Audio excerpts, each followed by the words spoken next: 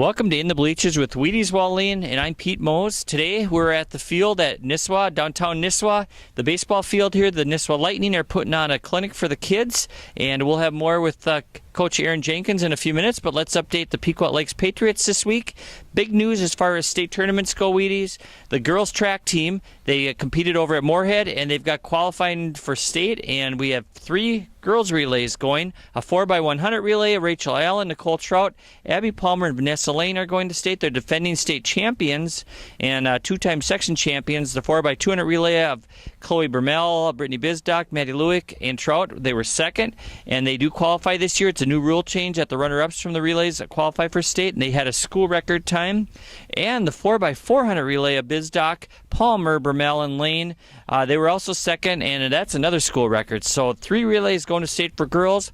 In the boys, the 4x100 relay of Travis Noska, Tyler Tappy, Isaac Allen, and Nolan Michelson, they defended their section title, and they're going to state. And Michelson is also going as an individual in the, he qualified by standard in the long jump, 20 feet, 10.5 inches. So congratulations to all the state qualifiers. They'll be in Hamlin on Friday and Saturday.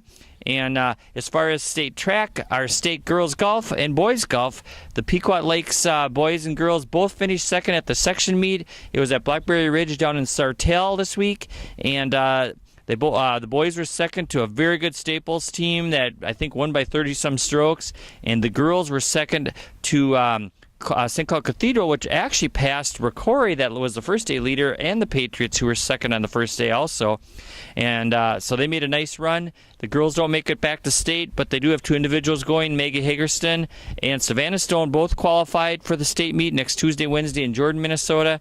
And Savannah did it on a playoff hole. I just talked to her a few minutes ago for next week's Athlete of the Week, and she said that it was her best hole of the whole section tournament, and she won the playoff to get the last spot to go as an individual. So best of luck to them. And Wheaties. Yeah, I think Maggie finished third. Maggie was exactly third in the section, and both those girls have a good chance to terribly good for be a top finisher at state. Yeah, you know, they're both young yet.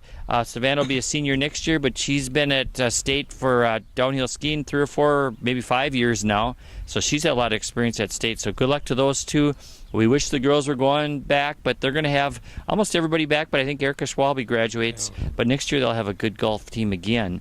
So what a spring we had here with all the teams. The softball team was 21-0 before losing their first game in the playoffs. And the baseball team had a great 10-inning game in their playoffs.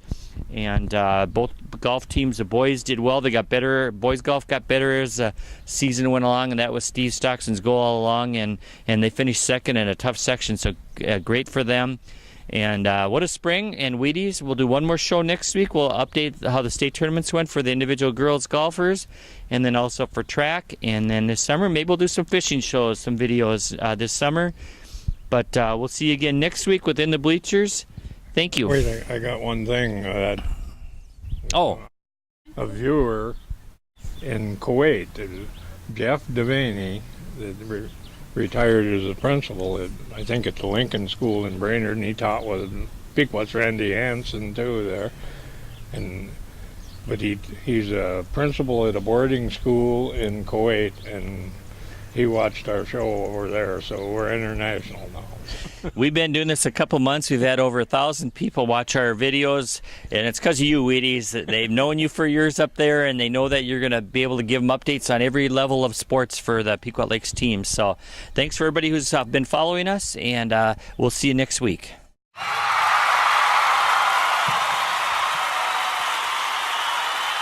We're here at the Nisswa baseball field with Aaron Jenkins. Aaron is the coach and player for the Nisswa Lightning. They really were on a roll last year, and they made it to the state tournament.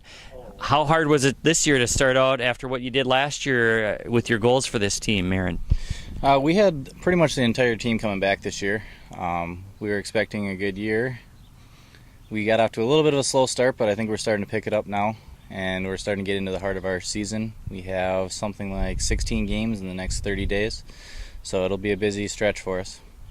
And most of the fans that want to follow your team, usually Sundays you're on the field, once in a while Friday nights, or was that a rare game a couple weeks ago that you had a Friday night game? Yep, it's usually Sundays and Fridays, and the occasional Saturday mixed in as well. Okay. And who are some of the top players on the team as far as hitting averages? You had a nice pickup from another team this year that's been a top hitter. I saw him hit a 3-run homer here on this field a few Sundays ago. Yep. Yeah, we picked up Jeremiah Pipcorn. He was the Class B MVP for the Sauk Rapids Cyclones last year. He's been living in the Brainerd area for a while, and we picked him up, and he's been a very nice addition. He also played in the Cincinnati Reds minor league organization for about 4 years, so that was nice. Jason Repke is one of our top pitchers and hitters. Luke Schumer, Drew Boland, my little brother Brett, he broke his wrist, so he's been out all year for us, so that's been a pretty big loss. And we just had a lot of other guys step up. Our pitching on the mound has been good with Lincoln Mesner. I mentioned Repke. Luke Schumer's done a nice job on the mound, and so has Brett Cloutier. Those people that follow Victory League over the last few decades know your dad real well. Is there any at-bats for Paul on this team? Does he still swing a bat once in a while? Yeah, he's got in a few games so far. He doesn't move as well as he used to, but he still shows up and he plays well when he does come.